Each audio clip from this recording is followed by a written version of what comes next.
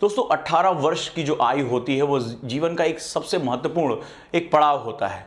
हमारा संविधान भी आपकी इस उम्र में आपकी क्षमताओं में विश्वास करता है और वो आपको यूनिवर्सल फ्रेंचाइजी यानी मत देने का अधिकार देता है। यानी हमारे राष्ट्र के संविधानकर्ता आपकी इस दक्षता, आपकी परिपक्वता और आपके निर्णय लेने की क्षमता में विश्वास करते हैं। इसीलिए हमारे यहाँ वोट देने की आयु जो न्यूनतम रखी गई है वो 18 वर्ष। अब दोस्तों अगर देश के संविधानकर्ता जो निर्माता हैं, जो लोग हैं, वो आप पर विश्वास करते हैं तो आपको भी ये समझना पड़ेगा कि यही वो आयु है जहां पर आप राष्ट्र निर्माण की जो प्रक्रिया है उसमें बहुत महत्वपूर्ण भूमिका निभा सकते हैं। नेशनल बिल्डिंग में आप बहुत इंपॉर्टेंट कंट्रीब्यूशन दे सकते हैं। कई एग्जाम देश के जो प्रतिष्ठित हैं वो इसी उम्र में आपको एंट्रेंस की परीक्षाओं के लिए जो है अलाउ कर देते हैं, चाहे वो आपकी मेडिकल परीक्षाएं हो, चाहे वो इंजीनियरिंग परीक्षाएं हो या देश की अन्य प्रतिष्ठित परीक्षाएं। एक भ्रम बना रहता है सिविल सेवा को लेकर कि अभी तो हम 18 वर्ष के हैं और अभी हमें तैयारी करने के लिए बहुत ज़्यादा मेहनत करने की ज़रूरत नहीं है, हम जब 21 या 22 के होंगे तब हम इसके बारे में सोचना शुरू करेंगे। अगर देश की अन्य प्रतिष्ठित परीक्षाएं इतनी कम उम्र में स्टूडेंट्स को लेकर आ रही हैं, आपके संविधान जो निर्माता हैं, उसको बनाने वाले हैं, वो आपकी शक्तियों में विश्वास कर रहे हैं कि आपके पास इतनी समझ है, आपके पास निर्णय लेने की इतनी अच्छी प्रक्रिया है कि आप देश का भविष्य चुन सकते हैं, देश का लीडरशिप चुन सकते हैं, तो आप अपने स्वयं के लिए अपने भविष्य का चुनाव करने में देरी क्यों कर रहे हैं? ये एक बहुत महत्वपूर्ण और बहुत सोचने वाला प्रश्न होता है। और हम काफी लंबे समय तक इसी किंवदंती के साथ, इसी एक जो सेगमेंट है उसके साथ हम आगे चलते रहते हैं। ऐसा शुरुआत से नहीं था। शुरुआत में अगर आप देखेंगे जब सिविल सेवा की बात हुई थी तो सिविल सेवा के लिए बहुत ही कम उम्र अलॉट हुई थी, यानी वो बहुत कम उम्र में स्टूडेंट्स को अंदर लेकर जाते थे। उनकी लंबी अच्छी खासी ट्रेनिंग होती थी ताकि वो इस विशिष्ट परीक्षा के लिए तैयार कर सके खुद को। और यही कारण था कि जो आजादी से पहले भी जो सिविल सेवा के अधिकारी होते थे उनकी बहुत अधिक प्रतिष्ठा हुआ करती थी। वो ब्रिटिश सरकार के राजकाज चलाया करते थे, उनको सर नाइटहुड की उपाधि मिला करती थी। और आगे चलकर उनके नाम पर विभागों का जो है आज हमारा आर्कियोलॉजिकल सर्वे ऑफ इंडिया है या तमाम ऐसे जो है वो सेगमेंट्स हैं जो उन्हीं नामों, उनके कामों के हिसाब से आगे चलता चला जा रहा है। तो दोस्तों ये प्रक्रिया बहुत लंबे समय तक चली, धीरे धीरे इसमें कुछ बदलाव हुए और आगे उम्र में ढील दी जाने लगी। परंतु अगर आप इसके मूल चरित्र के बारे में समझें और सोचें तो ये जो परीक्षा है वो बहुत ही अनुभव आधारित परीक्षा है। इसके लिए कोई ग्रंथ नहीं आता कि आप ये पढ़ लेंगे और एक अधिकारी बन जाएंगे। ये जो सिविल सेवा है वो लगातार अनुभवों के आधार पर आती है। वो अनुभव कभी बहुत कड़े होते हैं, कभी सीखने वाले होते हैं, बहुत चुनौतीपूर्ण होते हैं, और जो उनसे निपट कर बाहर आता है वही एक बेहतरीन सिविल सर्वेंट होता है। तो इसका सीधा सा मतलब है कि अगर इस सेवा को हम जल्दी से तैयार करना शुरू करें तो इसमें हम एक परिपक्वता लेकर आ सकते हैं। आज सभी सरकारें चाहती हैं कि आप कम से कम उम्र में आप सिविल सेवा के भीतर जाएं ताकि आपका सर्विस स्पैन ज्यादा हो। आपका सर्विस स्पैन ज्यादा होगा तो आपका अनुभव भी ज्यादा होगा, और अगर आपका अनुभव ज्यादा होगा तो यह बात निश्चित है कि आप अपने अनुभव से सीखेंगे और आने वाले समय में आप एक बेहतरीन अधिकारी बन सकते हैं। क्योंकि ये जो सेवा है वो वास्तव में समाज को एक वापस करने की प्रक्रिया है, उसके निर्माण की प्रक्रिया। अगर ऐसा नहीं होता तो जब हम आजाद हुए तो हमारी बहुत सी चीजों को डिस्ट्रॉय कर दिया गया, ब्रिटिश जो साम्राज्य की देन थी उसको हटा दिया गया। लेकिन सरदार वल्लभ भाई पटेल का यह कहना था कि जो सिविल सेवा है वो वास्तव में स्टील पिलर ऑफ इंडिया है, स्टील फ्रेम है हमारा देश का। ये वो ढांचा है जो हमारे जो नेता सोचते हैं, ये अधिकारी उनको जनता तक पहुंचाते हैं और उनके हित के लिए कार्य करते हैं। बीच में ऐसा बहुत कुछ हुआ जिसकी वजह से इस सेवा में जो गलत नाम है वो उछलकर सामने आने लगे।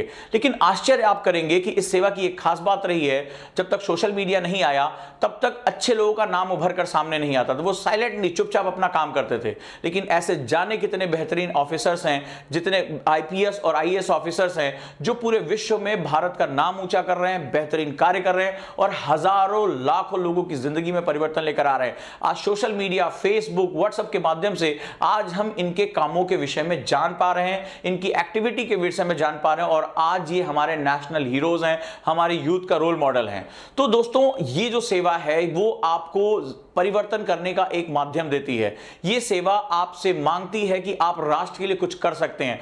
आप इस भीड़ में, ये जो युवाओं की भीड़ है, इससे बिल्कुल अलग हैं और आपकी सोच अपने कंट्री के लिए बिल्कुल अलग है। आप अपने बारे में कुछ अलग तरह से सोचते हैं। तो जब आपका संविधान आपकी इस उम्र में विश्वास करता है तो आपको भी अपने निर्णय लेने की क्षमता में विश्वास करना होगा और आपको यह समझना होगा कि राष्ट्र निर्माण की इस प्रक्रिया में यही सही उम्र है अपने आप को तैयार करने का। यानी जब आप 18 वर्ष के हो जाएं, अब यह मत सोचिएगा कि 21 या 22 साल के बाद मैं इस बारे में सोचना शुरू करूंगा, क्योंकि यह एक लंबी प्रक्रिया है, बड़ी तैयारी करनी पड़ती है और इसमें कई चरणों में आपको जो है वो संघर्ष करना पड़ता है। तो 18 वर्ष एक सही उम्र है अपने आप को तैयार करने का, जब आप ग्रेजुएशन की शुरुआत कर रहे हो। और शुरुआत करते समय जो सबसे बेसिक फंडामेंटल है वो है अपने सिलेबस की समझ। दो चीजों से आप शुरुआत कर सकते हैं। सबसे पहले सिलेबस का अध्ययन करना शुरू करिए, इसको बार पढ़िए, बार बार पढ़िए और बार पढ़िए और समझिए कि इसके जो शब्द लिखे हैं वो क्या हैं। इसके पश्चात दूसरा इसमें सबसे इंपॉर्टेंट सेगमेंट है वो है प्रीवियस ईयर पेपर का अध्ययन। यानी जो पिछले पेपर पढ़ के आपको ये समझ में आएगा कि यूपीएससी अभी जो घटनाएं चल रही हैं उन पर किस तरह के प्रश्नों के बारे में बात कर रहा है, उसके प्रश्न पूछने का ओरिएंटेशन क्या है, क्या वो यूनिवर्सिटी टाइप के प्रश्न पूछता है या उसके प्रश्न पूछने में कुछ एप्लीकेबिलिटी है, कुछ ऐसी चीजें हैं जो ये चाहता है कि प्रशासनिक अधिकारी वर्तमान परिदृश्य में कैसे बातचीत करेगा। इसके बाद तीसरा चरण आता है वो है न्यूज़पेपर रीडिंग। आप जब 18 वर्ष की अवस्था से अपने आप को तैयारी में लगा देंगे तो धीरे धीरे एक समय आएगा वो न्यूज़पेपर हमारी हैबिट बन जाएगा। मैंने ये महसूस किया और देखा है कि ज्यादातर आईएएस एस्पिरेंट जो तैयारी करने आते हैं उनको न्यूज़पेपर रीडिंग की हैबिट नहीं होती है। मैं वास्तव में एक वर्ड इस्तेमाल कर रहा हूं, हैबिट। न्यूज़पेपर रीडिंग एक अलग चीज होती है कि आज मुझे मजबूरी है, मेरा एक काम है, लेकिन जो ट्रूली आईएएस एस्पिरेंट्स होते हैं, जो जिनके अंदर कुछ मेटल होता है, जिनके कहा जाता है कि ये प्रशासनिक अधिकारी बन सकता है, उनके अंदर न्यूज़पेपर रीडिंग की हैबिट होती है। यानी अगर वो ना पढ़े पेपर तो उनको बेचैनी होती है, उनको लगता है उनकी जिंदगी का एक इंपॉर्टेंट हिस्सा छूट गया है। लेकिन इन आदतों को बनाने में आपको अच्छा खासा समय लगता है। ऐसा नहीं हो सकता कि आज आप पेपर उठाएं और शाम तक आप जो है न्यूज़पेपर के एक्सपर्ट हो जाएं। It's a very gradual process, it takes lot of time, जहां पर आप विभिन्न प्रकार के न्यूज़पेपर को एक कवर करना शुरू करते हैं, उन पर एक दृष्टिकोण बनाते हैं, उन पर अपना एक अप्रोच तय करते हैं। तो जो शुरुआत होगा वो सिलेबस, प्रीवियस ईयर पेपर और न्यूज़पेपर रीडिंग से शुरू होता है। इसके पश्चात आप आ जाते हैं तैयारी के अगले चरण में, बेसिक बुक्स। वो बेसिक बुक्स जो आपके कॉन्सेप्ट क्लियर करें, वो जिनकी भाषा सरल हो, वो जिनको पढ़कर आप अपने शब्दों में नोट्स बना सकें, वो जिनको पढ़कर आप कुछ बेसिक क्वेश्चंस का जवाब दे सकें, जैसे एनसीईआरटीज। उसके पश्चात या वो बुक्स जो आपके फंडामेंटल क्लियर करें, जैसे सुभाष कश्यप हो गई, जैसे ईश्वर ढींगरा की किताब हो गई। ये किताबें जो आपके बेस बनाते हैं। और जब ये कंप्लीट हो जाए then you go for the higher studies. आप जो स्टैंडर्ड बुक्स की तरफ जाओगे, चाहे वो बिपिन चंद्रा हो, लक्ष्मीकांत हो, डीडी बासु हो या रमेश सिंह की बुक्स हो, ये बुक्स के लिए आप जाते हो। लेकिन इसी के बाद आपका एक चरण आता है, वो होता है आंसर राइटिंग करना। यानी जो आपने पढ़ा समझा उसको आपको अपने विचारों को व्यक्त करने की क्षमता।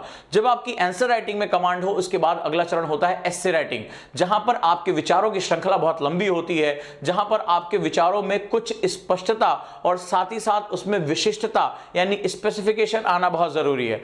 जहां आंसर राइटिंग में, जीएस की आंसर राइटिंग में आप जनरल होकर लिखते हैं, वहीं एस्से लिखते समय आपको भाषा, व्याकरण, संदर्भ, इन सभी चीजों के बारे में बात करना पड़ता है। तो इसका मतलब है हमारा ये अगला लेवल आता है। इसके पश्चात फिर से आप रिवर्स आते हो और फिर से आपको ऑब्जेक्टिव क्वेश्चन पे अपनी महारत हासिल करनी होती है।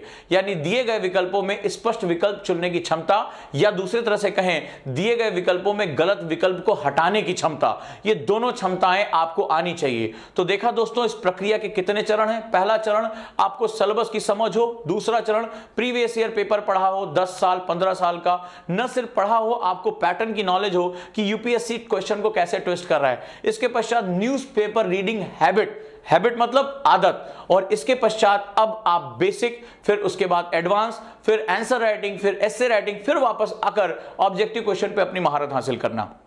इतने चरणों के पश्चात अब एक चरण बच जाता है और वो होता है आपकी पर्सनालिटी डेवलपमेंट। आप बोलते कैसे हो, आप उलझाने वाले विवादित मुद्दों पर आप अपनी राय कैसे रख पाते हो, आप स्टेप बैक कैसे करते हो। अगर आपको सॉरी बोलना है तो आपको ये पता होना चाहिए कि मुझे अपने जो बोर्ड है उसको कब सॉरी बोलना है, कब मुझे अपने टेम्परामेंट को बचा के रखना है, कब मुझे अपना एरोगेंट नेचर को छुपा के रखना है, कब मुझे ये बताना है कि मैं एक अच्छा टीम मेंबर हूं, मैं एक अच्छा लर्नर हूं, मैं एक अच्छा टीम लीडर हो सकता हूं। यानी इंटरव्यू की प्रिपरेशन। जब आप इतने कितने चरणों से गुजरते हैं, तब जाकर तैयार होता है देश का एक प्रशासनिक सेवा का अधिकारी, एक वो व्यक्ति जिसके पीछे हजारों लाखों की भीड़ चलती है, वो जो रोल मॉडल होता है। यानी कि दोस्तों ये प्रक्रिया एक दिन में या एक साल में होने वाली प्रक्रिया नहीं है। अगर आप अपने आप को टॉप रैंक में देखते हो, अगर आप देश की भारतीय प्रशासनिक सेवा का हिस्सा बनना चाहते हो या पुलिस सेवा का हिस्सा बनना चाहते हो, तो आपको लंबे समय तक अपना जो प्रोग्राम है वो चलाकर रखना पड़ेगा, तैयारी को करके रखना पड़ेगा।